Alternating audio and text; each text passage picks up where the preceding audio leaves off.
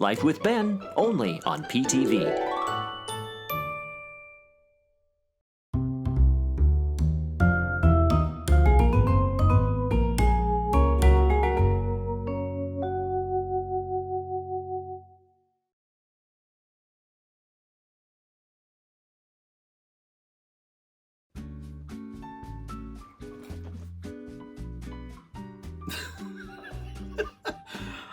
I think I've really lost my mind now. In the past, I've done tastings of Lay's potato chips, Pringles, many assorted other foods, but I never thought I'd ever do Pop-Tarts. Netflix recently released a movie called Unfrosted. It's the undocumented, untrue history of the creation of the Pop-Tart. Pop-Tarts are from Kellogg's, and they've been around since the early 1960s. Kellogg's likes you to toast them, but when I'm trying them here, I'm not going to toast them because I don't want to wait. I just want to try and eat as many of these as possible. And when I say eat as many, I mean just sample them. It's going to take an army of people to finish all these Pop-Tarts. I haven't had any Pop-Tarts in, my gosh, at least 5 years. I actually like Pop-Tarts, and this idea came to me when I went to a Walmart here in the Bay Area that's closing sometime later this month, and everything in the store was 25% off. Most people would grab clothes, cleaners, paper goods. I grabbed Pop-Tarts because I thought this would be a fun tasting episode. I'm breaking this up into 5 categories so I can sample them in kind of like categories and then pick and choose my favorite from each category and maybe my favorite overall. The first is Unfrosted. There are 3 varieties of Unfrosted that I could have gotten, but I couldn't find one of them, and that was the Unfrosted Brown Sugar. So I won't be sampling that. The next one I'll sample are all the frosted fruits. I think that's what I called it. Yeah, frosted fruit. And I guess I could not find the Simply Frosted Harvest Strawberry or the Frosted Grape. Next is chocolate. Any of the chocolates that were on the website and available at Walmart or any other stores that I could find varieties, that's what I got. So I don't think I missed any. Next is my sweet category, as if all of these aren't sweet enough as it is. The one that would fall into this category that I couldn't find is Frosted Strawberry Milkshake.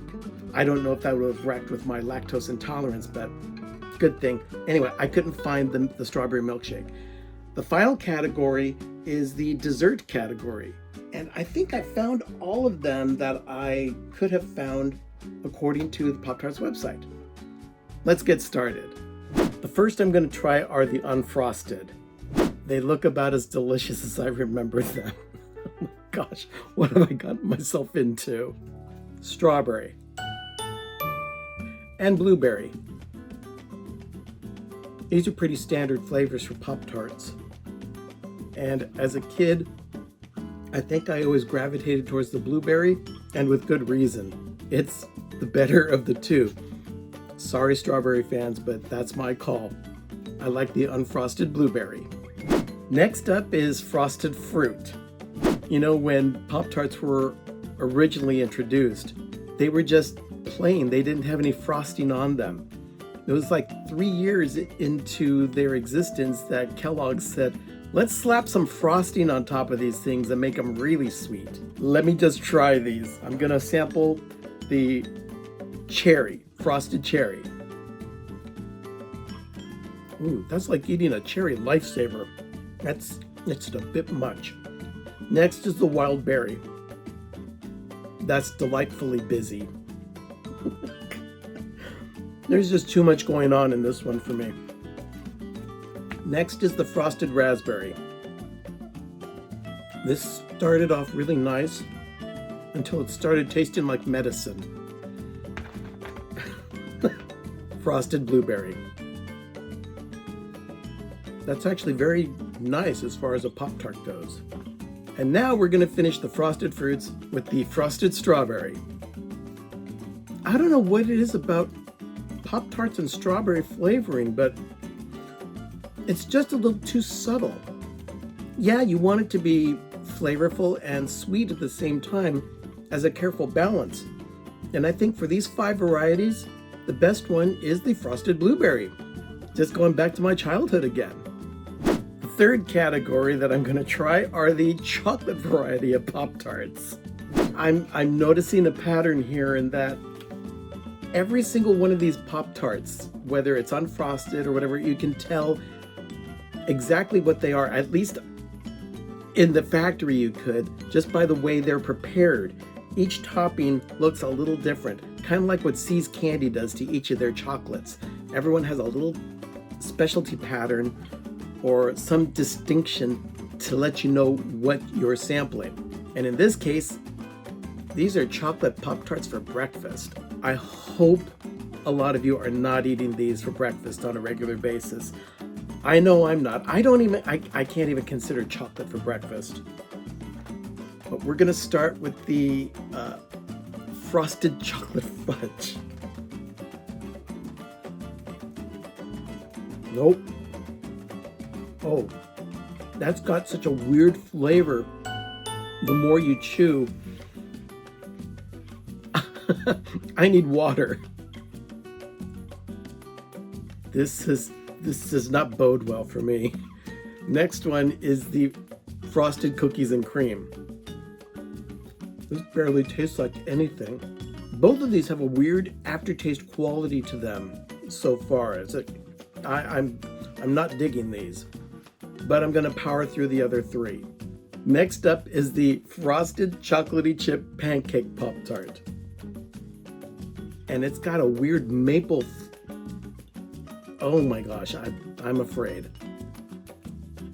No. Oh. I couldn't even swallow that one. That's just painfully terrible. According to the box, it's a new flavor. I think they need to try again. Now comes the... Wait, where'd the rest of the Pop-Tart go?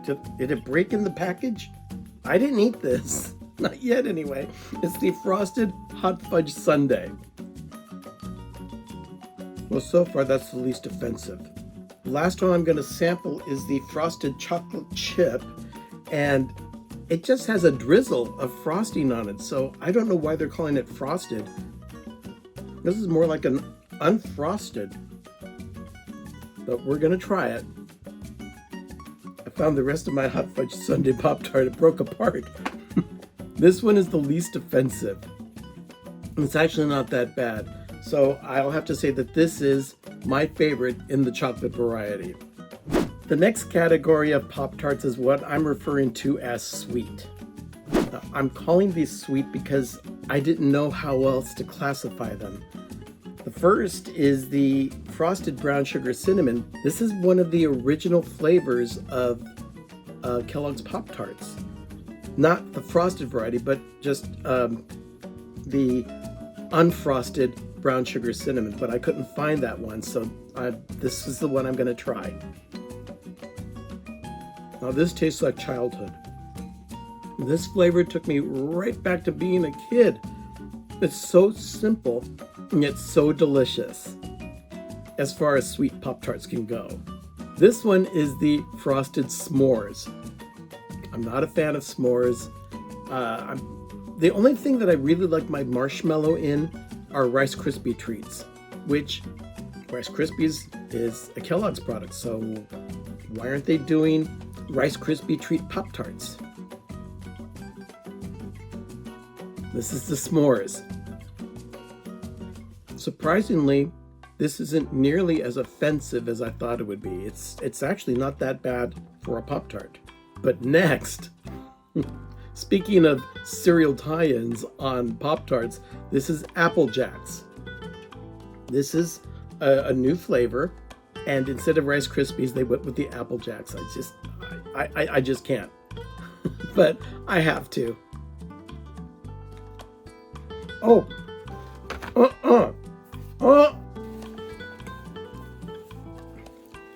Oh, that's awful. No. Just say no to Apple Jacks. The final round of Pop-Tarts I'm going to be trying are what I'm referring to as desserts. Now, I'm calling these desserts because they're flavors that are reminiscent of a lot of baked goods. Let's start with the Boston cream donut. This one could have gone to a very dark place because of what I like about Boston cream anything. Granted, it's not a Boston cream pie or a Boston cream donut, but it's not that bad as far as Pop-Tarts are concerned. Now I'm going to try the frosted banana. It's kind of like an unnatural yellowish flavor here, and it does smell like banana. No. That's another one I couldn't even swallow. It tastes too artificial. And I can understand it because banana really goes south real fast, and that had to have been some sort of artificial banana flavoring, but I'm not on it. Now this is the Snickerdoodle Pop-Tart, and I love Snickerdoodles. Hopefully this doesn't break my heart. I gotta say, this is delightful. As far as Pop-Tarts go, it doesn't have frosting on it, which it doesn't even say it does, but it's an unfrosted Pop-Tart, but it is really good. It stands up against the frosted brown sugar cinnamon, which I think is a kind of a variety of, but it definitely has a Snickerdoodle slant to it. I like this. Next is the frosted confetti cupcake. I know a lot of people like confetti cakes and all that. I'm going to try this one and see how it compares.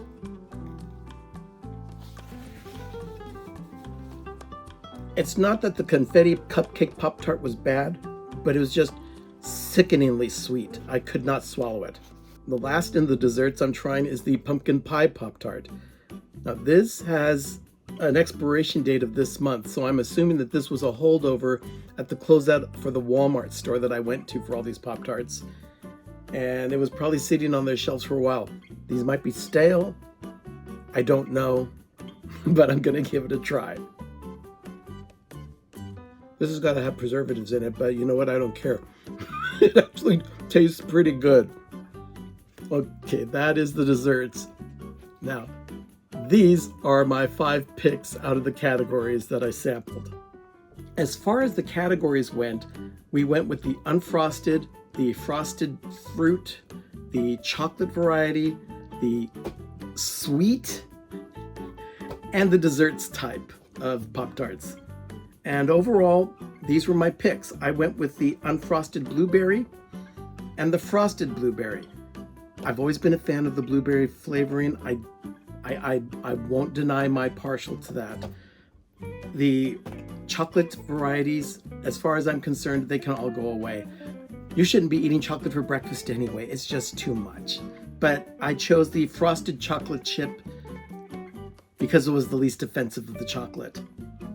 The frosted brown sugar cinnamon, definitely an ongoing favorite for, 60 years or so. And then Snickerdoodle, which is a newcomer to Pop-Tarts. And I really liked it. But overall, I would have to say my favorite is the frosted blueberry, which has been around a long, long time. The only reason I got all the value packs with 16 in them is because it was cheaper than buying the smaller boxes, and they were all 25% off at Walmart at this closeout one. Otherwise, I would not have bought all these Pop-Tarts. That's what it is here in my world. Remember, adventure is out there.